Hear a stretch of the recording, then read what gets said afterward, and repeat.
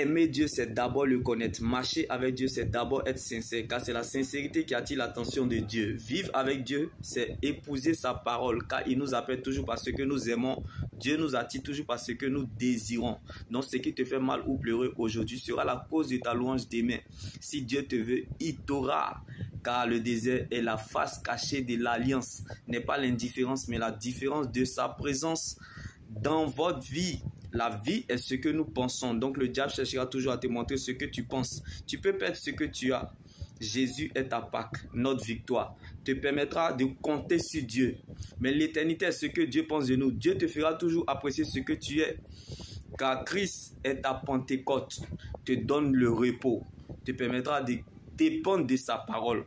Comme David avait la pierre en main, mais il comptait sur Dieu. Oublie ta beauté. Oublie le privilège que tu as. Ta raison, ton honneur, ta dignité. Regarde le ciel, compte sur Dieu et dépend de sa parole. Car ce n'est pas la joie du moment qui compte pour Dieu, mais plutôt la finalité de son plan qu'il a déjà établi pour notre vie. Une chose, c'est de compter sur Dieu. Mais une autre chose, c'est de dépendre de sa parole. Donc si tu n'apprends pas à compter sur Dieu, quand tout va mal, tu ne pourras pas, bien aimé, dépendre de sa parole quand tout va bien. Si tu n'apprends pas à être un sujet d'humiliation, tu ne vas pas apprécier la gloire de Dieu quand elle viendra. Il est plus difficile de gérer la gloire de Dieu que de l'attendre.